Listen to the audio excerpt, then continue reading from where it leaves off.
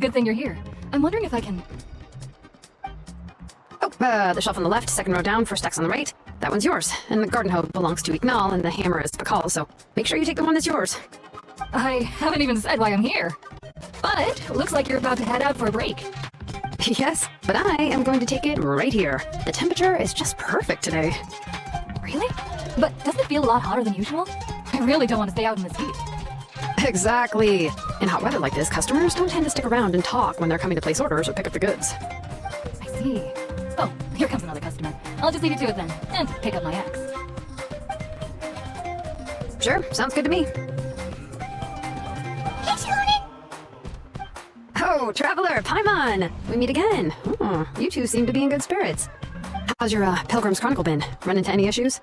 Oh, good. It was also my first time receiving a Pilgrim's Chronicle, even though I've already turned it over to you. There are still a lot of things that could go wrong, so I wasn't sure if there'd be any issues. Huh? So, what are the chances that something might still go wrong? Well, less than the chances of Mualani accidentally falling off a spiritway, I'd say. Oh, well, that definitely would never happen. I found the actual Lonin. Thanks a lot. By the way, Nitchka's birthday's coming up real soon. Are you planning to visit her? I've prepared a gift, and was just getting ready to take it to her. You're not planning on giving the kid a full set of pliers again, are you? Or, let me guess, woodworking tools? Oh, yeah, I make these myself, and it's a lot of work. But if you like a set, I can make some time and forge one for you. Great! We often camp out in the wild, but a set of Shilonin's tools would make pitching a tent and starting a bonfire a whole lot easier. Well, still, I won't be giving Nichka any tools this year. She wrote me a letter saying that she'd like a copy of To Kill the Brave. The book is not what you call a bestseller, but luckily, I have a few copies in my collection. They were really old editions that were published a long time ago, but they should still be readable. Children her age love fairy tales. The last time I was at Sasoli's, I even brought Nichka... Wait, what did I bring her again? It must have been her favorite thing, but, why can't I remember it anymore? Oh, it is quite hot today. Seems you're about to pass out from the heat. Do you even remember your own name? My memory can't be this bad. It's just these last few days. I've been forgetting things for some odd reason. Well, in that case, why don't you use the blaze gem inscription you have as a memo to engrave some important things to remember? After all, that inscription will never wear out, and it's easy to carry. I'd say that's quite a fitting use for it. You do have a point, but my inscription is almost already... No, I engraved some wishes on my blaze gem inscription. You know, just some dreams that I have for the future and things I'd like to accomplish one day. Even though Tassoli has said that from an aesthetic point of view, it would be best for people to keep their inscription short, this blaze gem inscription was still made by a name engraver, the forger of ancient names themselves. Everyone thinks that the inscription she made might have some wondrous powers. So, many people who bought blaze gem inscriptions engraved their wishes and dreams on them in hopes that they would come true. Sounds kinda like a wish granter. But if you do that, won't everyone be able to see your wishes and dreams? Don't worry, we usually ask Tassoli to add the inscriptions for us. She has a unique method of engraving. With her method, the light must be at a certain angle in order to see the text. Without the right angle of lighting, the blaze gem inscription will just look like a pretty stone. That's true. In the end, a blaze gem inscription is essentially just a piece of rock. It doesn't have the power to grant people's wishes. Making wishes to it is like shouting into an echoing valley. The only one who will answer is yourself.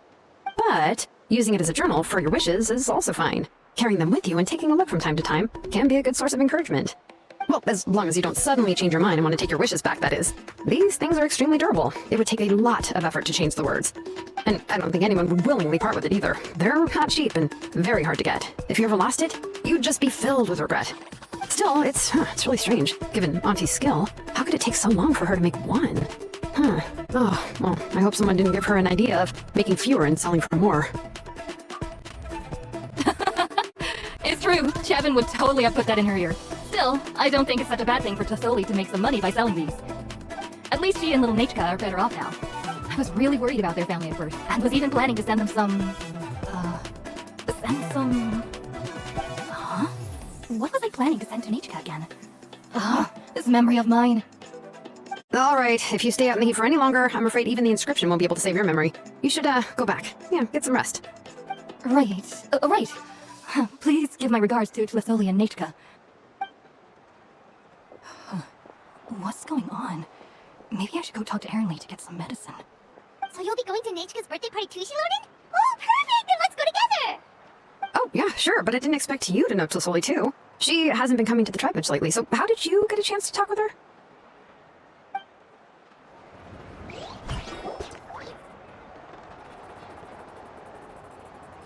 Oh, so that's how you met her. She even wants to use volcanic crystal as a forging material. Guess she's really pulling out all the stops for her daughter. Then let's just go and ask. Come on, I want to give her the book anyway. Huh? Wait a second, our birthday gift's supposed to be a surprise? If we ask Nechka, then she'll know what gift we'll be getting her, and that would ruin the surprise! But if you don't ask her, then how will you know what kind of present she would like? Here's another idea. Perhaps you can also give her a storybook based on what she wrote in her letter. That might be a good option. But shouldn't we give it a little more thought? If we all give her books, it might seem like we didn't put much effort into it. Shilonen, have you really never asked her what she would like the most? There must be something else she'd like besides books! Unfortunately, no. Nechka's illness has kept flaring up over the past few years. Apparently, she couldn't do anything during that time other than rest in bed. She didn't even have the strength to talk to anyone. It wasn't until recently that she started to recover from her illness and regained strength to write letters to others. Anyway, there's no need to overthink it. Worst case scenario, I can split the book into 2 volumes and we can each give her one. No, that's terrible! That would really look like we didn't try! Let's just go ask Nechka. Even though it would ruin the surprise, we could at least get her something that would make her happy. Anyway, could you tell us a bit more about the book that you're getting her? Is it really that unpopular? Well, it's a little difficult to explain. You see, there are actually 2 versions of To Kill the Brave. The premise of the book is pretty straightforward. It's basically about a set of twin brothers working to defeat a demon lord. But after defeating the demon lord, the older brother, To Kill, discovers that the king's spirit has possessed his younger brother, Remok. In the ending of the original story, the older brother kills his younger brother to defeat the demon lord, before jumping into a volcano.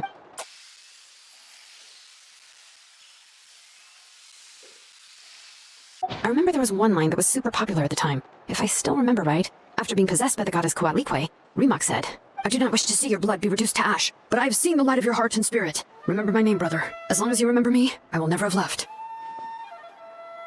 The other version was released only recently. The author heard a suggestion from someone and suddenly decided to try and make a stake in the fairy tale market, so the story was revised. In the revised version, the brothers killed the demon lord together and both survived. According to the author, this gave the story a happy ever after kind of ending. However, the revised version was not well received. After a month on the market, it had hardly sold any copies and the books were collecting dust on the store shelves.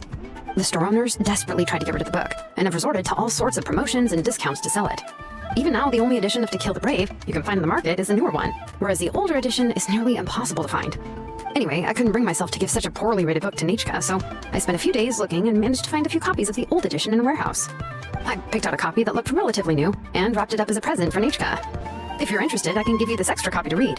The pages are pretty old though, so please be gentle with it. Oh, and here's a copy of the newer edition too. They gave me a free copy when I went to buy some chocowaddle. So that's how they're trying to sell off the book. Could it really be that bad? Even Paimon's curious now. Okay, but you'll have to carry Paimon for a while. Once Paimon's done reading it herself, she'll read it out for you. Let's get going. Celestoli lives pretty far from the tribe, so it'll take us some time to get there.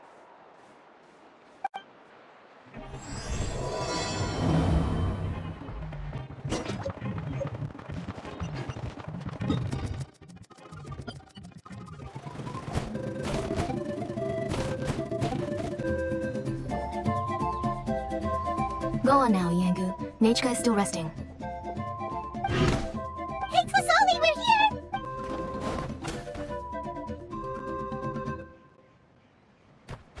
Oh, what a surprise. And even Shilonen is here too. Oh, it's been a while since I've seen you, Auntie. I received Nechka's letter. She wanted a copy of To Kill the Brave, right? Well, I've brought the book for her. There are several editions of the book in Natlan, and I wasn't sure which version she'd prefer. I asked a messenger from the Scions of the Canopy. It seems this softcover edition is one of the most popular options, so I brought it for Nechka. You haven't changed a bit, Shilonen. Let's go inside. I was just boiling some chocowaddle, so you can all try some. Shilonen used to love drinking chocowaddle. When she was little, she would always have several cups every time she came to visit me. You were already a big girl by the time I finally had my Nechka. Alright, for now let's... Oh, Auntie, let's go inside. Traveler, please help me get her into the house. Oh, Paimon will help too! Be good, Yangu, and don't get in the way. All right, let's get indoors. Watch your step, Auntie.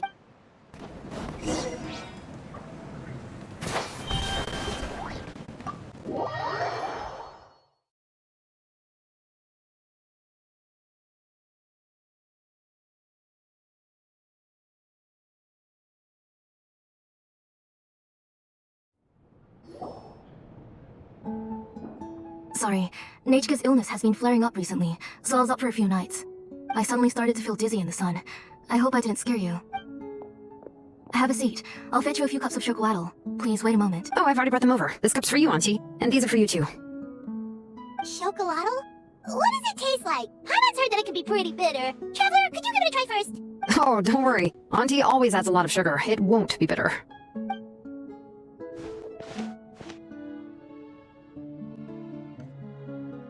The last time you came to visit, you were still just a kid. But now you're a pillar of the Children of Echoes. No, of all Natlan even. Oh, well, it's all thanks to the drinks I had here and the books I happened to read. We heard that you two are from the same tribe, but Paimon had no idea you were so close. When I was little, my parents were always talking about how skilled Auntie was at forging ancient names and how she was a good role model for the rest of us. The moment I became idle at home, they would toss me into Auntie's workshop to watch and learn. Then I would have your parents go back, boil you a pot of chocolatl, and let you play in the house. Yeah, and then I would drink and listen to you banging away with your tools in the workshop.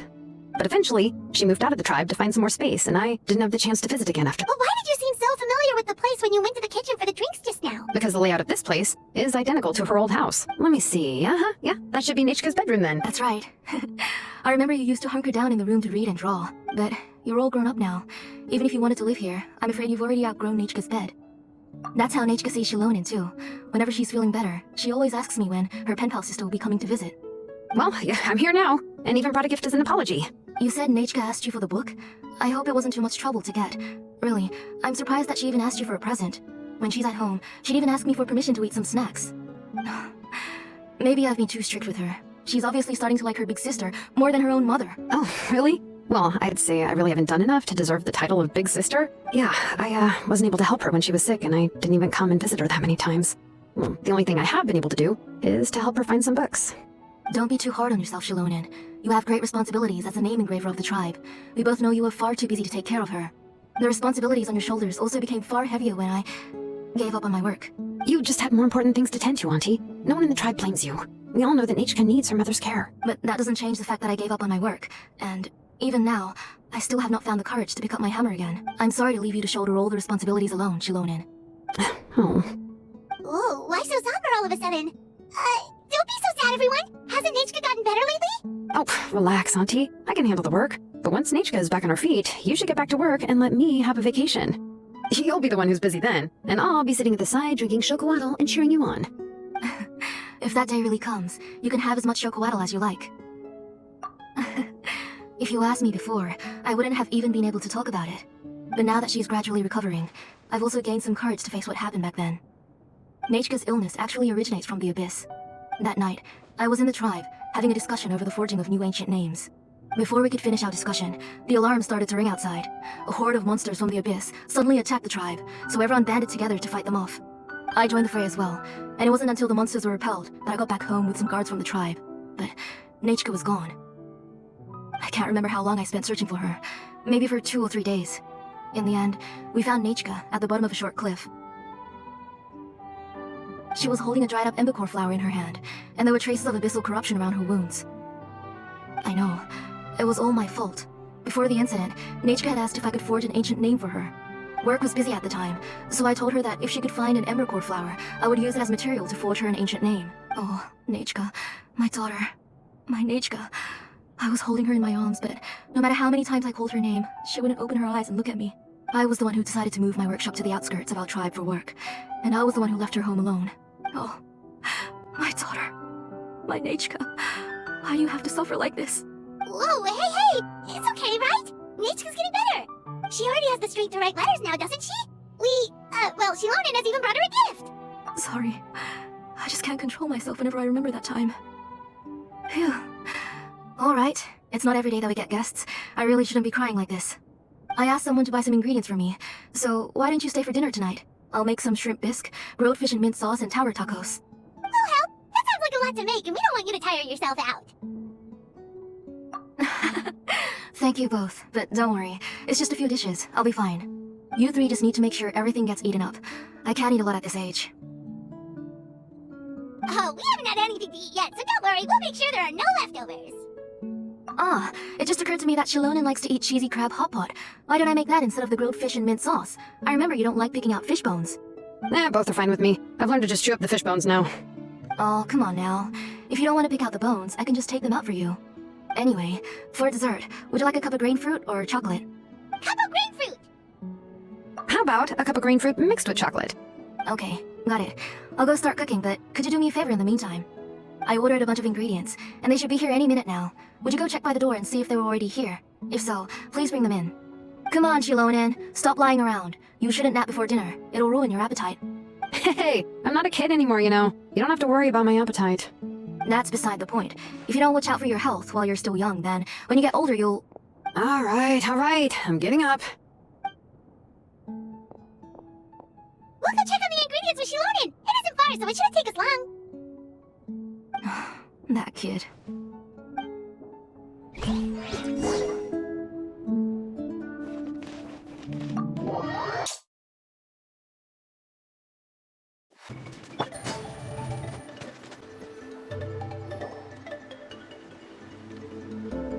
No one's come to deliver the ingredients yet.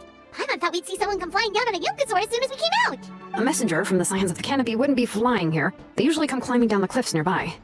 No need to look. There isn't anyone on the cliffs. I just saw a ghost. Hey, you there. Sorry, but does Soli live around here? Oh, are you the one who's supposed to deliver the ingredients? Ingredients? Are you kidding? I was nearly eaten myself. Never mind that now. Those monsters are still hot on my heels. Please, you've got to help me. Shilonen, where'd she go? Whoa, she's already gone up to fight the monsters! Let's go help her out!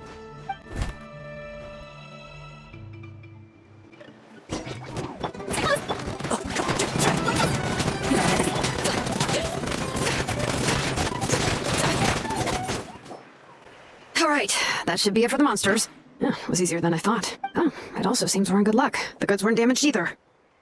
Strange, we didn't see any monsters on the way here. Yeah, right. I use this road to deliver goods all the time, and I've never been attacked like this before. It's the main road in and out of the tribe, so people often come here to clear out any monsters. This area is usually very safe. I don't know what happened, but it seems like all the monsters around here have gone berserk. Even the docile Tepetlosaurs are in a frenzy. Tilsoli doesn't even forge ancient names anymore, so why can't she just move back to the tribe? If she comes back, Nachka will even be able to find some playmates. She's so young and hasn't even... Nachka's playmates. No, wait, I feel like my kids have played with her before. They've even told me about Nachka's favorite game. If I remember right, it was strange. I always remembered it before. How can I forget all of a sudden? Look at that! He has a blaze gem inscription too! You should go back to the tribe. It seems like you had quite the scare today. We'll take the ingredients back for you. I'll carry these bags, and you two can carry the rest. If you say so. Thank you so much. I guess today's just a really bad day for me to go outside. That's so weird. Why is everyone we run into today having trouble remembering stuff? I'm not sure how to say it, but she's got a strange feeling about this. Like it's all somehow related. Once you live long enough, you'll eventually start experiencing strange days like this. Let's bring the ingredients back. Otherwise, we won't have anything to eat tonight.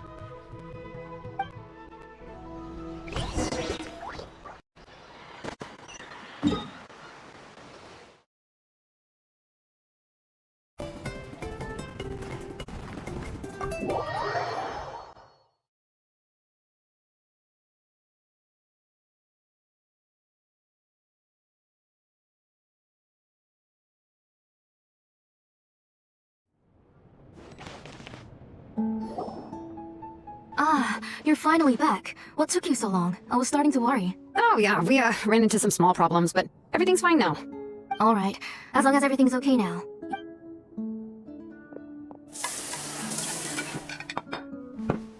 Whoa, there's so much tasty food! You're amazing, Tlosoli! They were all pretty simple dishes to make.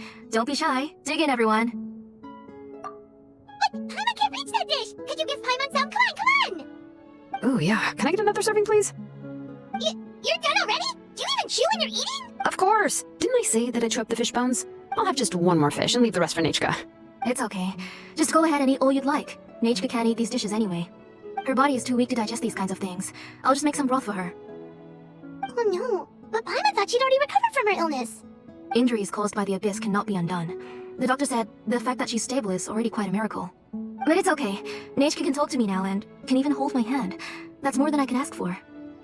Even if she will never again know that I am her mother.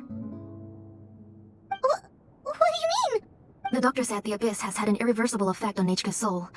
She's lost all her memories from before she was injured. The doctor also said this sort of memory loss isn't like simply forgetting something. Rather, she can no longer remember anything from before that fateful day. Huh? What? How does that happen? You know about the woven scrolls that the Masters of the Night Wind use to record things, right? Well, generally speaking, forgetting things is like when the woven scrolls would gradually start to fade. As long as you repaint and weave the threads again, the faded memories will come back to life.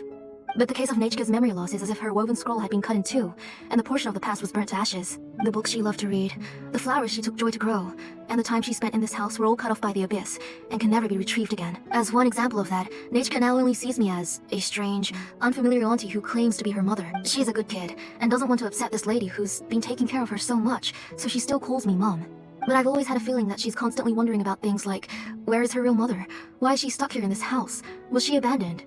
Nechka really has no idea that her real mother is right in front of her, and has never left. So you plan on recreating Nechka's woven scroll, all by yourself? What do you mean? Or should I say, you've already started reweaving that scroll long ago. The delivery guys. I saw it hanging from his waist, so I asked to borrow it from him. Don't worry, I'll return the inscription to him once we've figured everything out. These things aren't cheap, after all. When did you know? Yeah, I noticed it back when Blaze Gem inscriptions suddenly became popular among the tribe. It was then that I also noticed that everyone wearing Blaze Gem inscriptions had varying degrees of memory loss. Traveler, you've picked up on it too, haven't you? Accessories made using ancient names forging techniques. For what's only supposed to be a pretty souvenir, this inscription contains a phlogiston engraving with a truly overkill level of complexity. The shapes and patterns of these engravings are also identical to that of an ancient name. By making just a few slight adjustments to the layout and connections of the main pattern, you can pretty much qualify this Blaze Gem inscription as a bona fide ancient name. And yet, you've never told anyone about these engravings in the Blaze Gem inscriptions that can be activated at any time. Am I right, Auntie? I knew you're a sharp one, Shilonin. That's right. I have a way to cure Nechka and restore all her memories. It's actually quite simple. I want to forge an ancient name for Nechka that contains all of her past memories. And the reason they must be approved by the YAB is because the memories they bear are all stored within the ley lines. Extracting those memories from the ley lines requires the YAB's assistance. But your plan wouldn't need you to do any of that, right, Auntie? Your Blaze Gem inscriptions will help you complete that part of your plan in the ley line's place. You will use the inscriptions to form a massive memory bank for Nechka. And the ancient names you're trying to forge will be used to extract corresponding memories from the memory bank. A memory bank? Wait, so the reason all those people were having trouble remembering stuff is because the Blaze Gem inscriptions took away any memories related to Nechka? Using other people's memories of Nechka to reconstruct her past?